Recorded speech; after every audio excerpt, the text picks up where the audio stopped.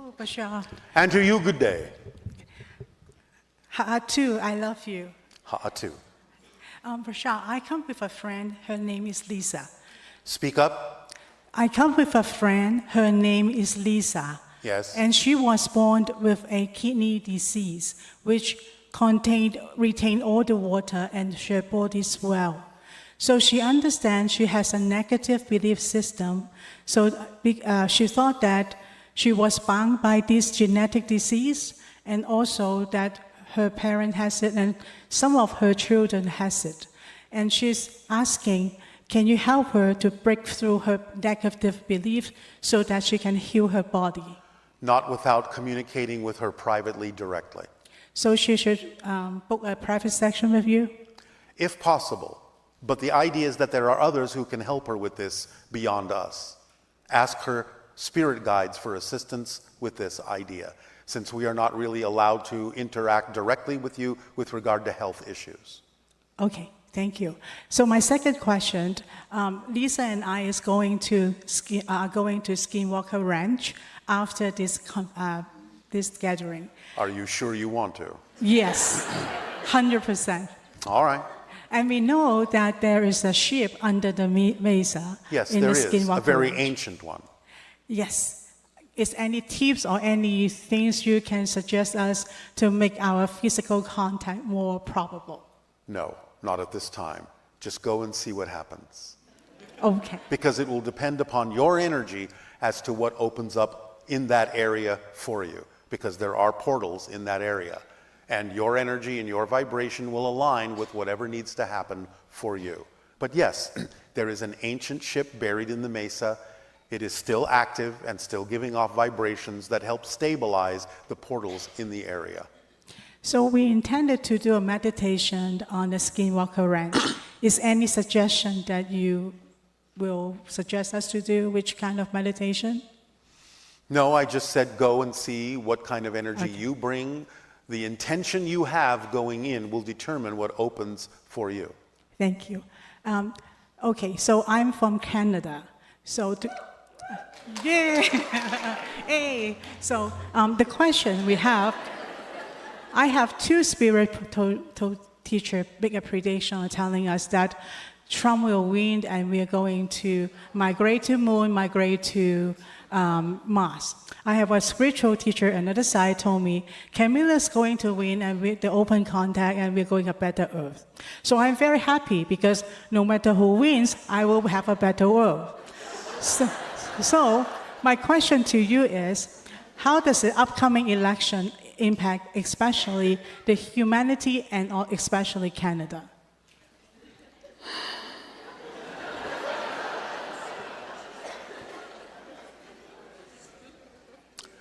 One moment. We are checking something.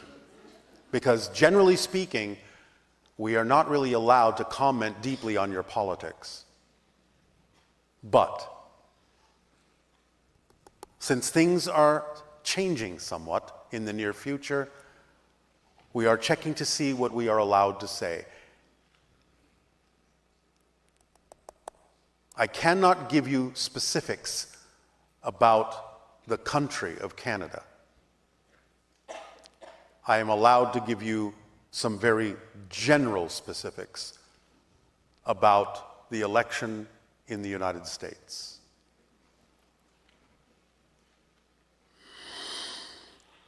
However, there must be caveats with this, since we are normally not allowed to comment on such things.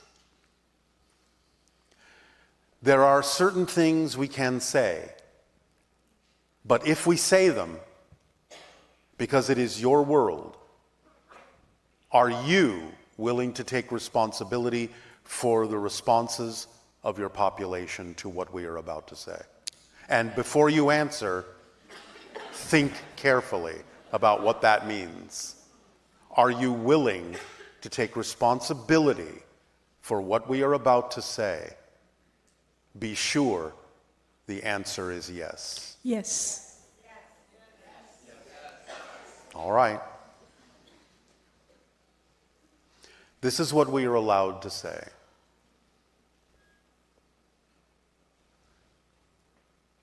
The female will lead to open contact.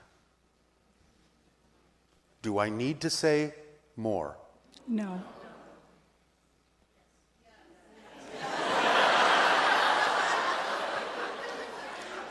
Are you willing to take responsibility for the information?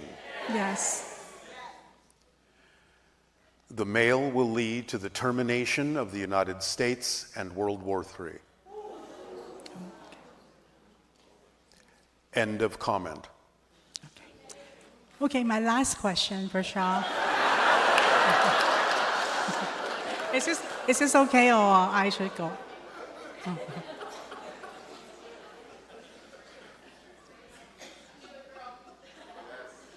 Okay, so my last question. When you're talking about the 5 years, within 5 years, having open contact, and what are we preparing to do? So in my mind, actually, I've been willing to hopefully set up a center, training center for my hybrid children, as I have many of them, to teach them. Then follow your passion and see what happens. Okay, thank you so much. Thank you. Ha'atu, love you.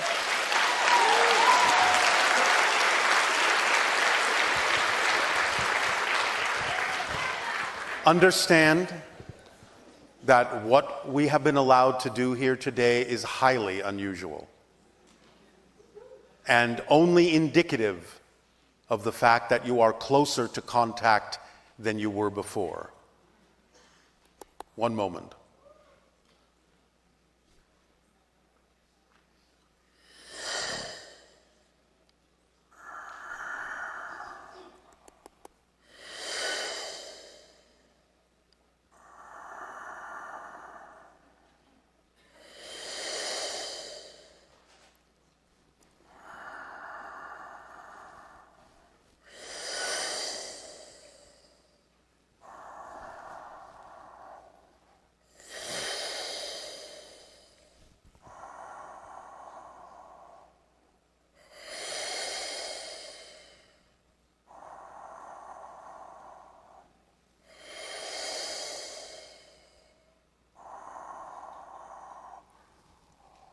Open your hearts, open your eyes, open your minds, and you will know the path before you that is toward us.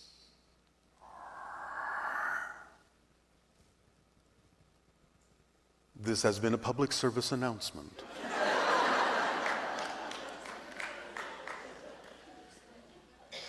You will not know who that was until later. But we have introduced them already last night of your time.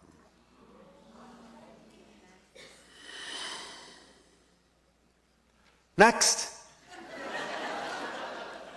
Greetings, Bashar. And to you, good day. Such a pleasure and amazing to be here with you today after feeling like I've been calibrating with you for a long time. All right, it is our passion and our pleasure as well. Thank you. What would you like to discuss? So I've been, throughout my years, visited many times, seen and been visited by different crafts, but there hasn't been a pattern. Each one seems to be very unique in its lights and colors.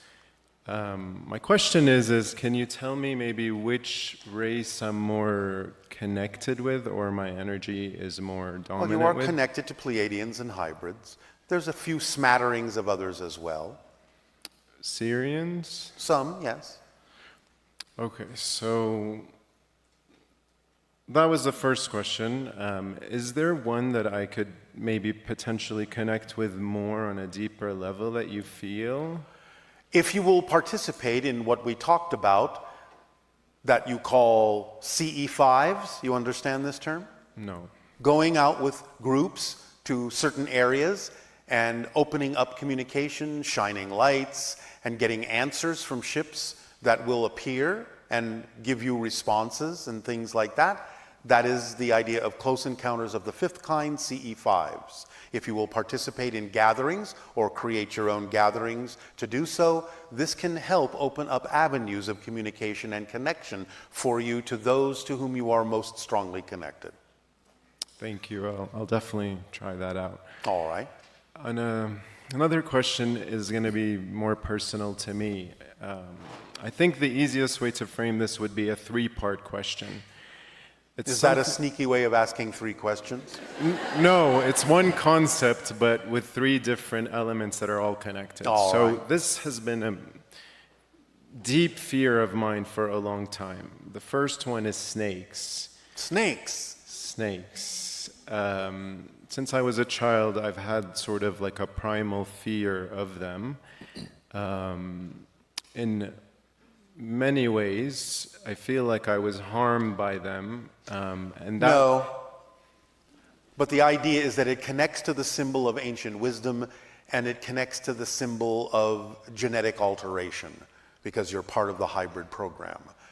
And it connects to certain species that give off a certain frequency and a certain energy that allows you to feel that you need to go into survival mode when exposed to it. So this leads to the reptilians, which I would like to have more perspective from you on, because it ignites fear within me. I understand. They're not necessarily malicious, but they don't necessarily have, shall we say, humanity's best interests as their highest agenda, but they are kept in check by the other species that do. So they will not ultimately be capable of slowing you down or harming you. It's just that they're on another path, on another course, and they're not really engaged in the idea of the promotion of the evolution of humanity. So any exposure to them simply invokes within the physical form the idea of a fight or flight survival response, because the reptilian vibrational DNA activates the mammalian vibrational DNA in your physical body as the relationship of predator to prey. Yes. Doesn't mean they're actually going to be predators for you, but that's the way you respond to their vibration. To some degree, they actually are, well, I'll just put it this way. They're kind of hurt by that. They are hurt? They are hurt emotionally by that, by your reaction to them, and therefore they have a kind of resentment against humanity. Because they are seen by humanity's eyes as outcasts. And therefore, they remain in a place where they may not necessarily have your best interests at heart, but the others that do keep them in check and help keep them balanced and at bay, so that they will not interfere with the progression of humanity's evolution. But there is nothing really to fear. They cannot harm you. A lot of people seem to think that they're connected to the royal lineages on Earth, and they seem to control... No. That's a fallacy. It is a fantasy. It is a throwback to the idea of the ancient Anunnaki, who did create the idea of the blue blood royal bloodlines. That is simply another way of expressing that the Anunnaki DNA may be slightly more pure in certain lineages on Earth. That's what that's about. But some humans that are involved in conspiracy theories have confused and commingled various conspiracy ideas into the idea that the reptilians are involved in that, simply because of their attitude toward humanity that you are intuitively picking up on. So they've commingled different conspiracy theories, which is one of the reasons why the first step in the Interstellar Alliance social experiment was to let go of conspiracy theories. So if the Anunnaki are our parents, or don't we have their genetic... Yes. Aren't we a hybrid of Anunnaki and As the I said, Sasquatch? you are hybrids to begin with as Homo sapiens. That's why you're already hybridized, because of the Anunnaki genetics that were introduced into the naturally evolved hominid on Earth. But wouldn't then the Anunnaki come and guide us? They did. What do you think some of the stories in the Bible are about? Okay. Of angels coming down to guide you, of being led through the desert by a pillar of fire and a pillar of cloud. What do you think that's about?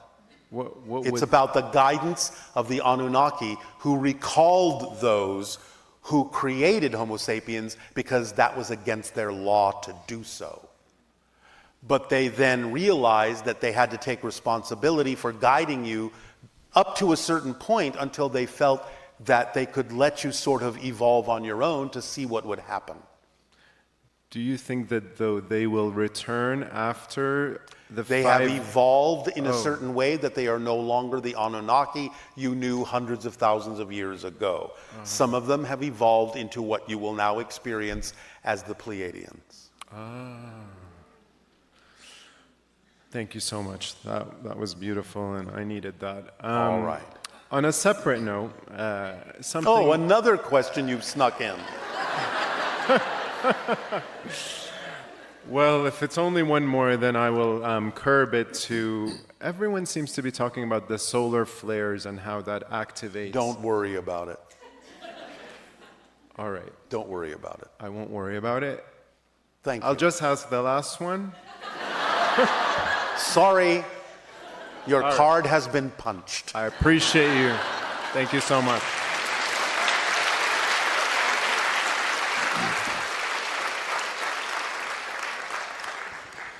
Hi, Bashar. And to you, good day. I am nervous. I almost chickened out and didn't come up here, but here I am. All right, here you are. Here I am.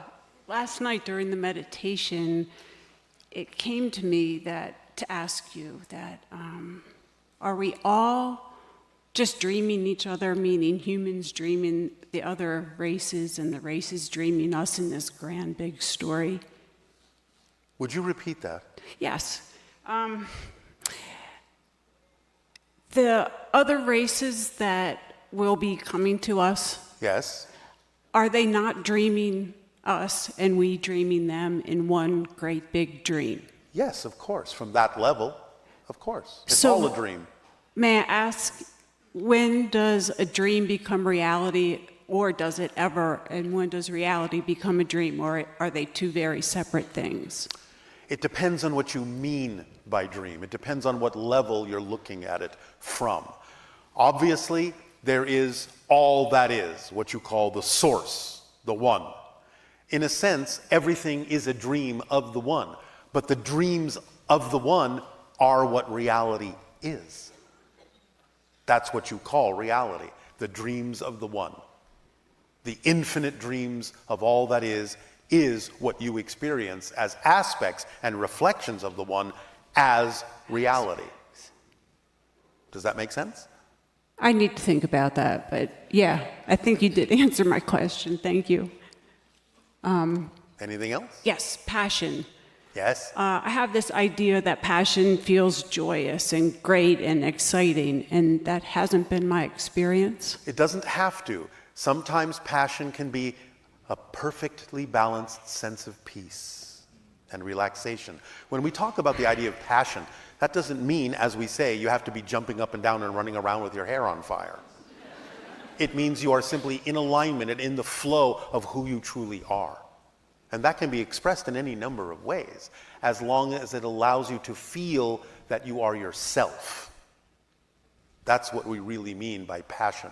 Passion is the body's physical translation of communication, messages from your soul, from the higher mind. It communicates in an energy language that your body translates as this sensation called passion, which more often than not is really just about the idea of a focus of something you really love to do. And that can be expressed in any number of ways.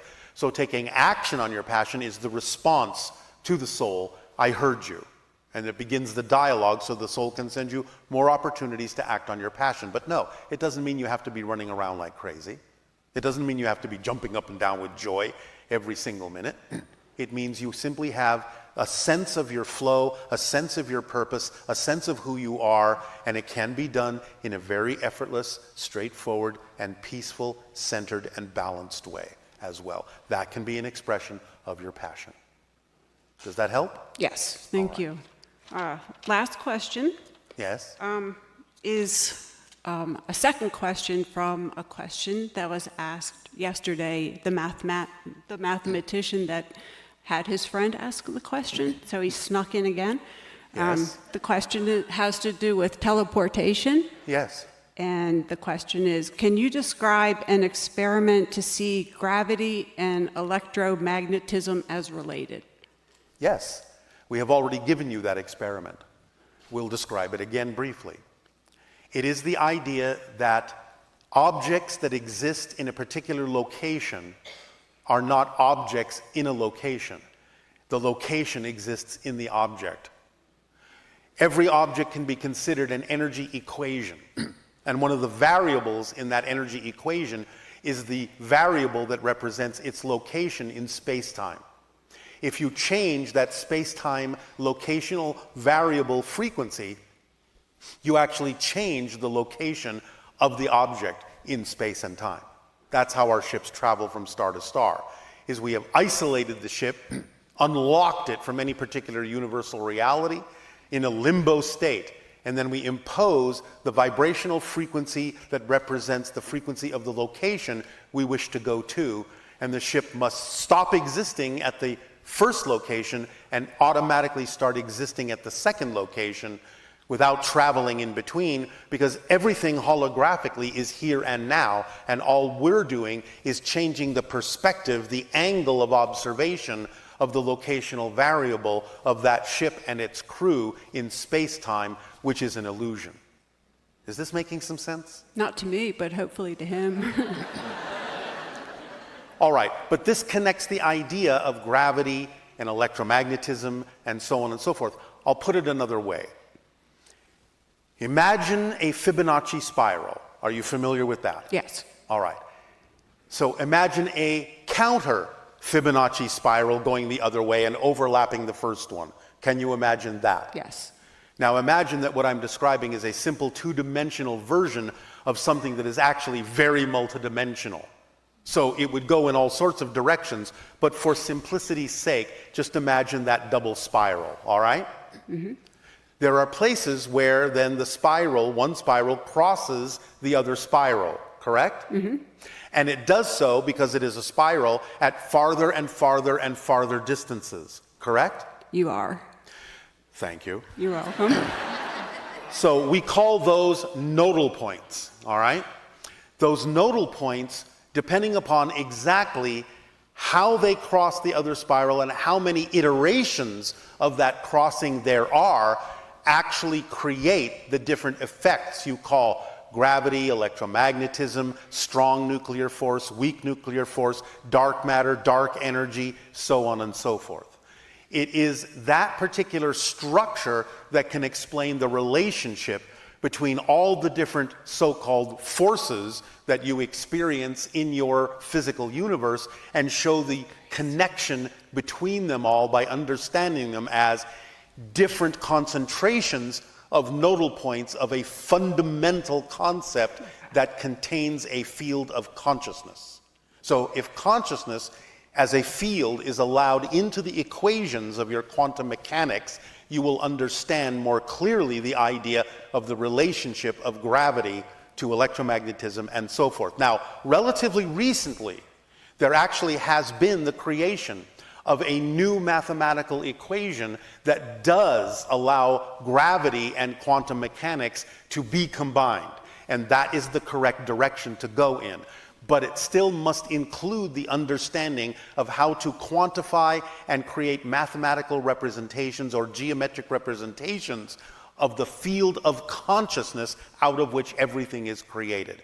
And once you include that into your equations, you will understand the relationship. But starting with that Fibonacci double spiral can be a skeleton upon which you can build a deeper understanding of the multidimensional nature of all of those relationships to each other. Will that help? Somebody, yes. My brain hurts. All right. All right. Thank you so much, Bashar.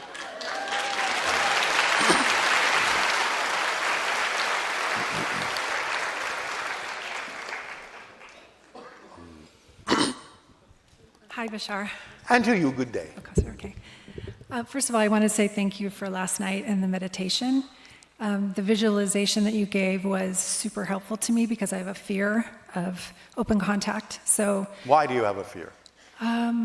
I think it's because the concept of it is relatively new to me. Like, I didn't even allow myself to think about it until a few years ago. Well, do I scare you? No, Well, why not? I'm part of Open Contact. no. And yeah, so it helped. Don't rush ahead. Why don't I scare you?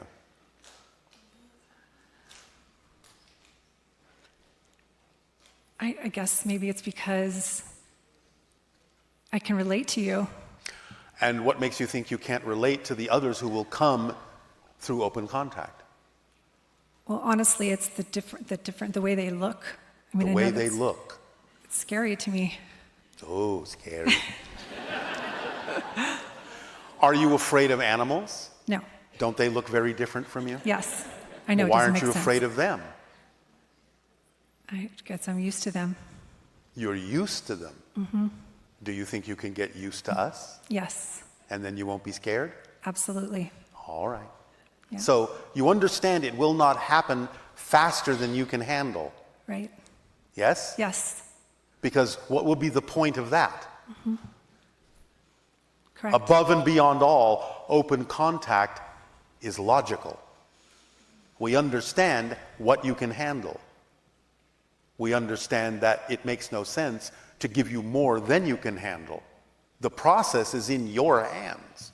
We're taking our cue from you and the pace you say you can handle. We're not forcing anything on you at all. So even though we gave you that exercise, the fact that it is just an exercise is what allows you to decide at what rate, at what pace you can handle it. One moment.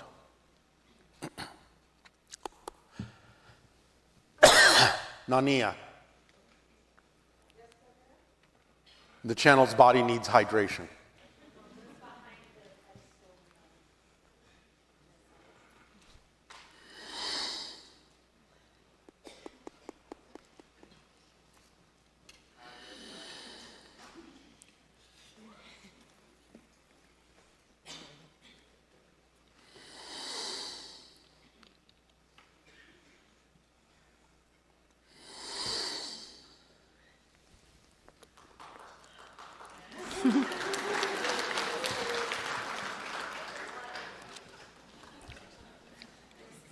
Thank you, Nania.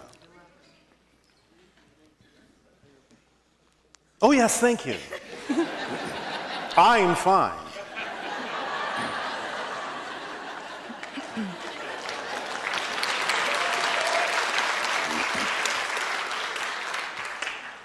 Would you like to continue? I would, yes, thank you. Okay, so my question... Did that freak you out? No. It didn't. Oh my gosh, okay. So my question is, okay, so when you talk about the shifting to the new earth, and those that follow the formula and have broadened their bandwidth have the opportunity to make that shift. But you're shifting now. Yes. But this is my question. So it feels similar to the story of the second coming of Christ in the Bible. Yes, well, the idea of the second coming is actually the awakening of the Christ consciousness in every single individual. Okay. It's not about the coming of a single person. Okay. It's about the same thing as opening up to the Buddha nature, the Krishna spirit. Same idea. It's allowing you to be who you truly are as a full soul. Great. Okay, that's good. So that's what I was thinking too, so I appreciate that. Oh, all right. Thank you for your synchronicity. Sure. And then I just want another quick question so other people have a chance, but why do humans experience time in a linear fashion? Because that's what allows you to experience growth, discovery, and change. In a timeless state, there's no change. There's no growth. Okay. So it's the way in which existence allows you to experience the process of change, so you have a deep appreciation that allows you to learn lessons and discover something new, because the structure of existence never changes. It's your relationship to it, your experience of it, and your perspective of it that does change, and that's how creation expands. Make sense? Yes. Thank you very much. You are very welcome.